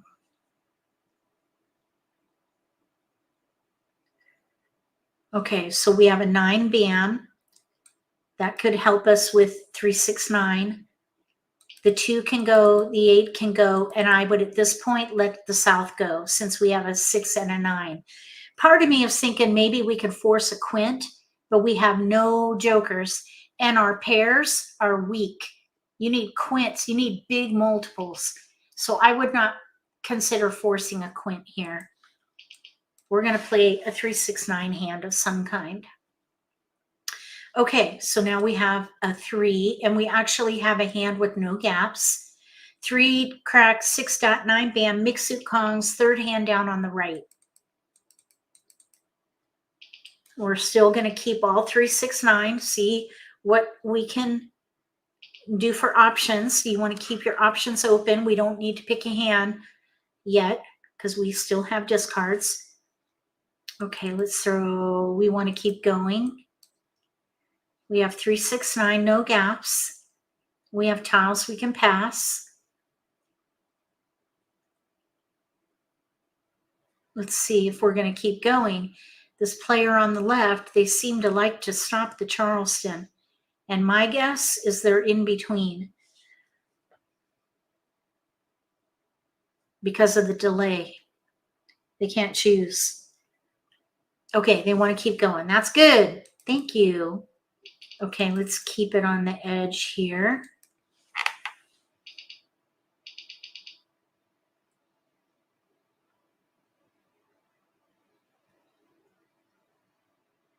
Okay, we have 2, 8, 7. A lot of 7s and 8s have been coming through, but I don't think that should shake us. We need to focus on what we have, which is a hand with no gaps, 3, 6, 9, mixed kongs. Let's see, we can do 7, 5 south, probably be better to do the 4 in there. This 3 band probably could go, but it is in our category. Here's another tile we could keep right there. And here we have a 5 crack we don't need. 5 crack pair. I would break it up. Break it up. Joker bait is not helpful right now. You got to get it all the way to 60 tiles. So I would rather break it up and get another keeper in this optional across, or maximize my chance of doing that. Sometimes you see the same tiles, but sometimes people change their hand. Okay, in this case, no. So we have 4, 5, we have 5 discards, or no, we have 6 discards, because we don't need the 6 and we don't need this 3. So we do have this, hold on one second. We have 6, or actually, let's let the south go here. We have 6 discards. So we're an underdog. I would keep all 3, 6, 9 though, just to see what comes in. We have, we do have some potential in here for 6, 7, 5, 6, 7, 8 of some kind. Okay, let's let the 8 go. 8 characters. Somebody discarded the 5. We're an underdog. We can't call anything. So we're stuck behind the gate, basically. If you think about, I like to, in my book, I write about the, horse race. Think about the horses behind the gate, and 3 dots. The gate goes up and the horses start running. We're actually an underdog because we've got all these discards. So our gate hasn't opened yet. We can't run hard and fast yet because we still need to build. We don't have any gaps, but we need to build. We can't call anything. So we're a little bit hindered at the moment. We're 2 bamboos. We got to draw to get us to the point where we can claim discards to help us expedite hand development. Okay, so we do not need this dragon, and I would let that go first, I think. White dragon. Dragons are risky to hold on to. East wind. So next, the wind is going to go. Wind. Well, I'd rather get natural tiles to help us. 4 characters. Natural tiles are best because they set you up for maybe a pure hand. Jokers are nice if you can get them, but you don't need 7 them. characters. You can win without them. They are nice to have at times. I'm not going to lie. They are nice to have at times. Okay, so there's a 3. That's a keeper for us. So now we can Kong the 3. We need a flower in here. That is a vulnerability for us. So we need a flower. Thankfully, there are 8. So 1 character. And the statistic is that you're going to draw 1.6 flowers from the wall and 1.6 jokers, because there are 8 flowers and 8 jokers. So that statistic applies. Okay, let's let the 5 crack go. 5 characters. Now we have the chance for 3, 6, 6, 9, the first hand. 5 bamboos. 3 crack, 6 crack, pung pung, Kong Kong, 6, 9. Dots. But there is a 9 dot already out, so I probably wouldn't play that hand. Kong. But we'll see. Okay, 2, 8.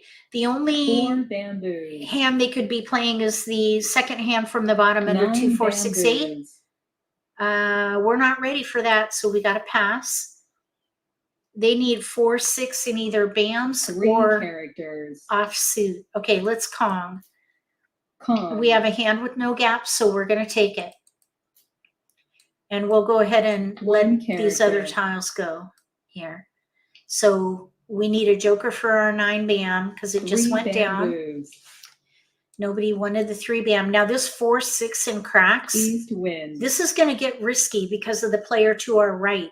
So we need to let these 5 go characters. early. We're going to let them go now. 6 The characters. longer we hold on to those, the riskier they're going to be. So they did not take those, which means Flower. that they either are doing 4, 6 in dots or 4, 6 in bams. 9 characters. Since there's a 4 in front of them, my guess is they're doing 4, 6 in 2 dots. characters. 4 characters. 9 characters. We'll let the 6 crack go next. 6 bamboos. Mahjong. They're doing 4, 6 in bams.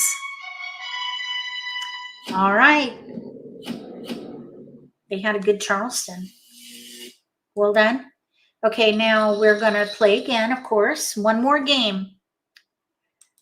One more game.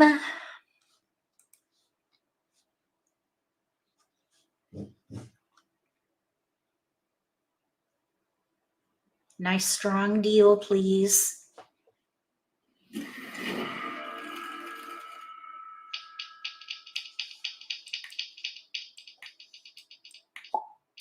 Okay, we have a wide spread. So we're going to make some choices here to maximize a transformation. Okay, so we have, I like to look for like numbers in here to help me determine the predominant pattern. We have 2 6s and we have 2 8s. So we have no 4. So I would not play evens. I would play 6, 7, 8, 9. So I would let the 1 go, the 2, or the 1 and the 3, let's say. Let's see, there is some 3, 6, 9 in there though, and the east. Okay, so we're doing probably 3, 6, 9 or 5 through 9. Okay, so now we have a 3. Here's a 4. The 4 is really not helpful. We have 2, 3. Let's just do it again. So now we have 2 3s, 2 6s. So I would play 3, 6, 9. With 2 3s and 2 6s, I would play 3, 6, 9. There's a little bit of 2, 4, 6, 8 in there, but it's not very strong. Oh no, Karen. Goodness. I'm sorry to hear you fell down. Yikes.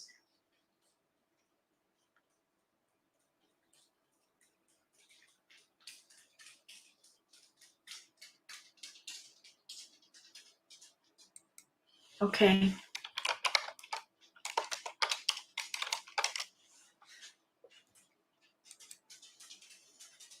Okay, we're looking for tiles here. Okay, here we go.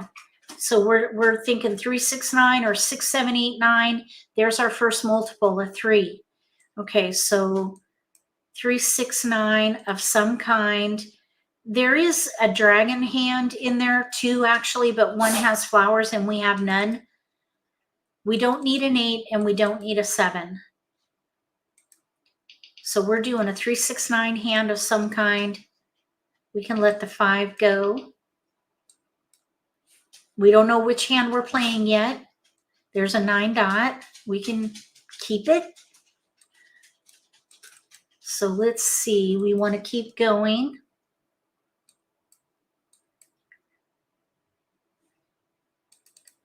Let's do 8. Let's see. South 5. People could do 2, 4, 6, 8 or 5, 6, 7, 8. Let's let the 2 go. So 3, 6, 9 of some kind. There's a 9 and a 3. So let's put that in there, that in there. And we have like numbers with 5s. Here's a dragon. We don't need the dragon with what we have here. 3, 6, 9 in dots. 3, 6 dot. Let's see here. 3s, 9. Trying to think if I want to let this 9 band go. I think so. Okay, let's see what happens. Okay, we got a 9 crack. All right, we'll see. We have 3 tiles to pass. We don't have to pick a hand yet.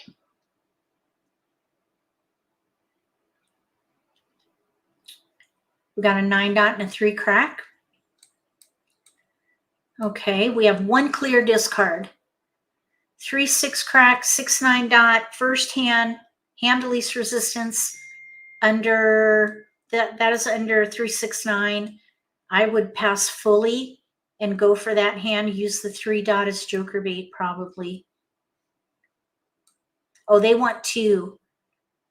Okay, so if they want 2, let's see, 3, 6, 9, 3s, 3, 6, 9, 2 ways. The 1 can go 3, 6, 9, 3, 6, 3, 6, 9, 9 crack, 3 band, 3s. Let's let the 9 go.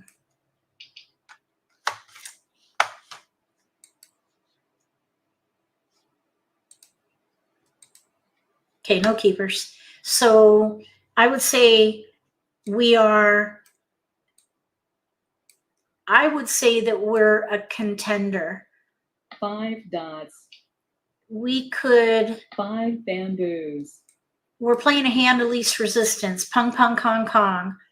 We have joker bait with a 3 dot 1 character. and 3 discards. 3 discards with joker bait.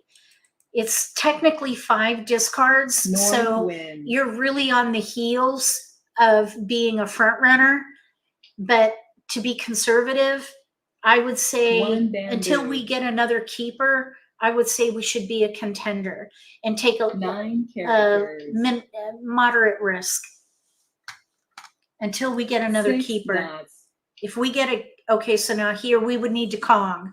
So I would say confirmed contender, because now we're going to need a 1 joker. character. And I would even consider maybe even reassessing. We have 2 discards. East wind. We still have a hand with no gaps, but one of our East tiles wind. is out. So you continually want to reassess your position, and therefore the level of risk that you're willing to take as you continue to develop 9 your hand. bamboos. North wind.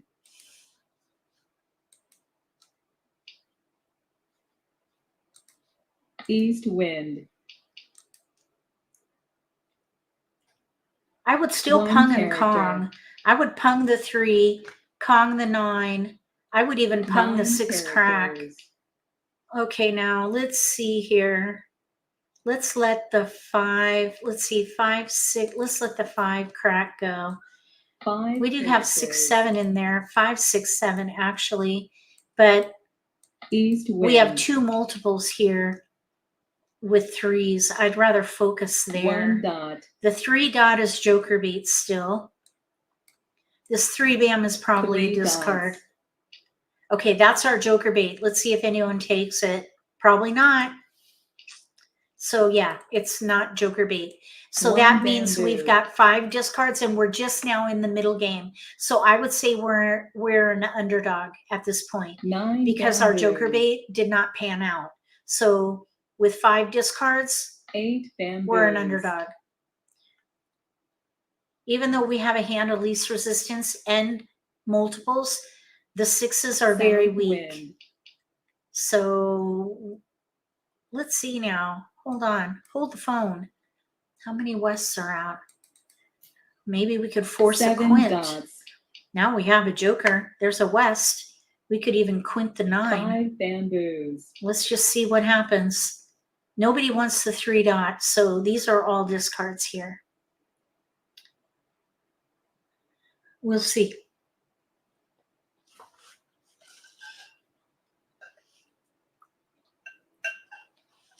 Kong. Ah, there's a joker. North wind. 5 dot pair. We might be able to use that.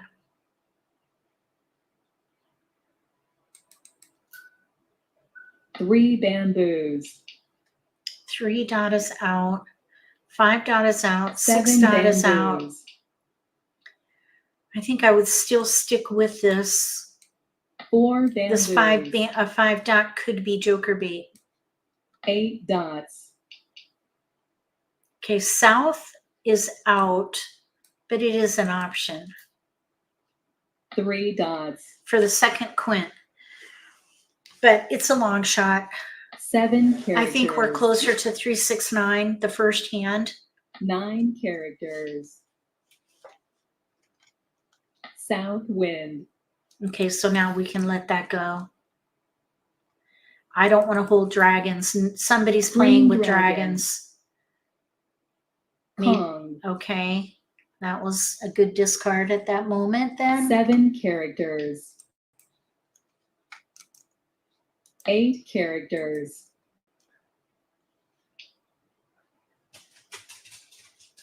West wind. Okay, so yeah, I would not keep that then. Oh my gosh, we got a sow. West wind. That's too bad. 7 characters. It'd be nice if we had more jokers. We could have maybe 2 tried for a bamboos. quint, but it's just not quite there. 1 dot. Okay, let's let that go. 3 dots. 7 dot is out. 7 characters. Flower. 1 joker's up for grabs. We're still an underdog. We're at 56 8 tiles. characters. I would start, oh yeah, we don't want to hold on to a dragon. Red dragon. They could be playing all dragons. Kong. Yep, that's Riley. He wants to go 1 out bamboo. again. This little 1 dog, dot. he is like a toddler. He's like a toddler. Red dragon. I loved having children, but oh my goodness, they're a lot of work. Okay, 7 dot can go. Okay, so now I would say 7 we could be a contender at this point because we got a joker and 6 we'll be able dots. to, okay, let's go ahead and Kong because we're not going to get another Kong. chance on that 6 dot. Let's let the 5 dot go and see if we can get a joker 5 here. dots. Nope, nobody wanted it. Okay, so now we have 3 safe 8 discards. bamboos. We're at 50 tiles remaining. This is when you want to start holding safe discards. Until this point, you can optimize your 7 potential dots. for joker exchange by holding 7 dots. useful tiles. But we're beyond that point 5 now. dots. Now we want to hold tiles that are already out because we're going into the 9 end game dots. in the next pick. Okay, here we can Kong.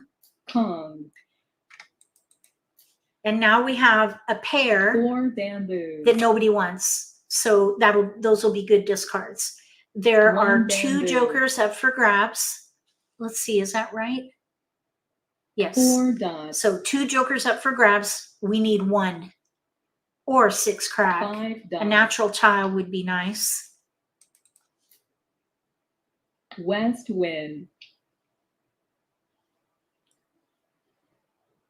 6 characters. Nope, we weren't ready. But that's the first one. So we're okay. 5 And we can use characters. any number of jokers. That's the beauty of this hand. Pung, pung, kong, kong. 2 pungs, 2 kongs. 8 characters.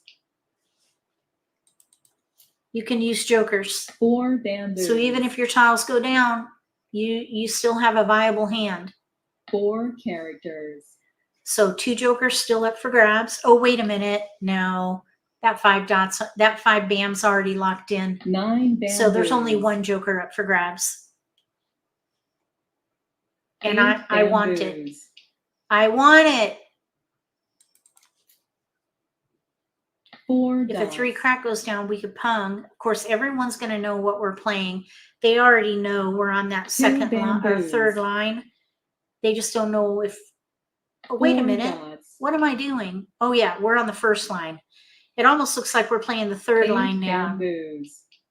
Okay, 8 dot, that can go. We're 8 playing the dots. first hand in 2 suits, but it almost looks like we're playing the third North hand wind. down in 1 suit. 3 bamboos. I had a little mini panic attack thinking, what am I doing? I can't play a 1 suit hand. I 5 have no flowers and I characters. have no 3 dot. 9 characters.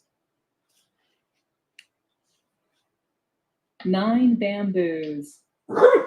Uh-oh, there goes Riley. 7 Shoot. bamboos. Sorry about that. Riley's barking. I'm 3 sure it's bamboos. our neighbor's dog is probably out there causing trouble, pooping in our 6 yard. bamboos. That's what they do.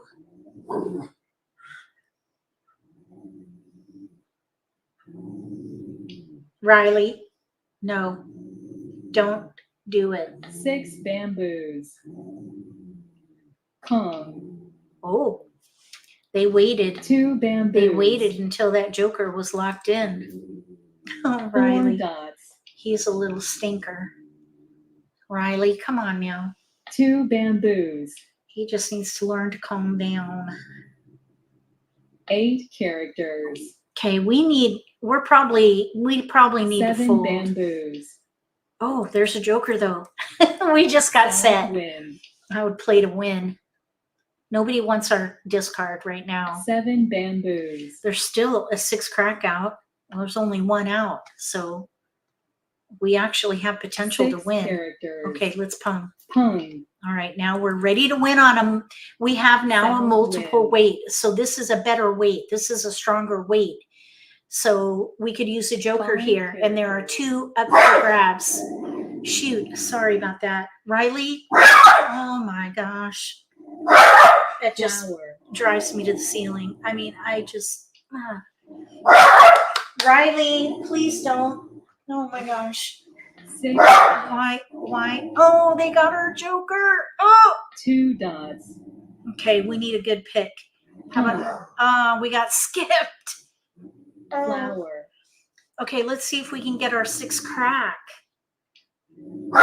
Oh my gosh, are you kidding me right now? Oh, jeez. Flower. Riley, I want to draw our winning tile and then put this. There, we did it. 6 Look, characters. we got it. Mahjong. Woohoo! Even with a barking dog. I'm so sorry about that. All right, we got our win. Sweet. Aha. Very interesting. I wonder, I know what was going on here. They're playing 3, 4, 5, 6, but they have a gap, no 4 crack, and they have our 3. Over here, there's the 4 crack, your hand. Over here, whoa, ready to win.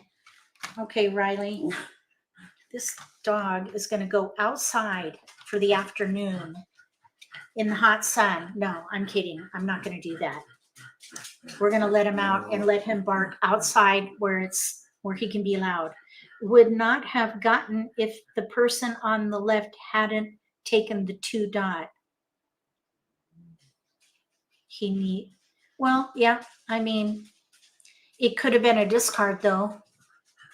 If you never know, there's all that woulda, coulda, shoulda, if this and the other, anyway. Let's see, he needs his own channel. Oh my gosh, no.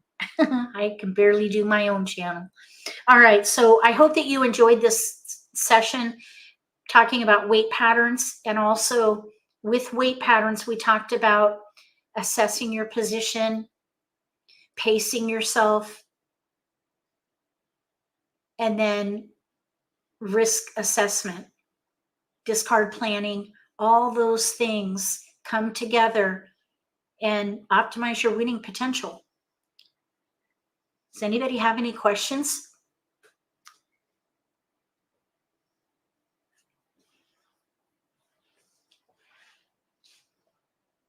We'll be back again tomorrow for Obsessed Let's Play live stream for Obsessed tier members, channel members. And then we'll be back again Wednesday for members only Let's Play live stream. I have a new presentation that I'm going to be showing, 2, I think, on Wednesday. And then Thursday, we'll be back for Beat the Pro. If you want to beat me at the table and enter the winner's circle, Beat the Pro winner's circle, join us on Thursday. Register in advance. There's a link in the video description.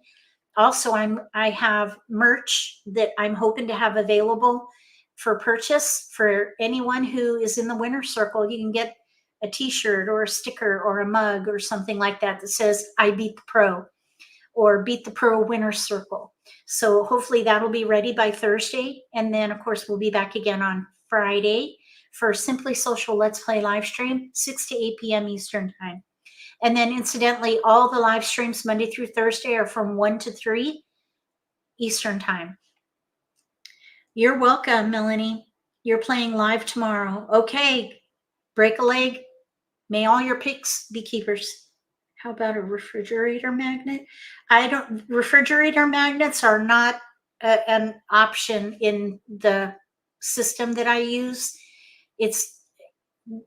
I'll look and double check, but I don't think magnets are on there, but I'll look. All right. If anybody has any other questions, please let me know. Otherwise, I'll go ahead and sign off.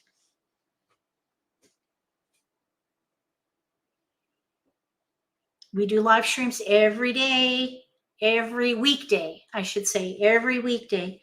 So we'll see you again soon. All right, I'm going to go ahead and sign off now. Moderators, thank you so much for helping monitor the chat today.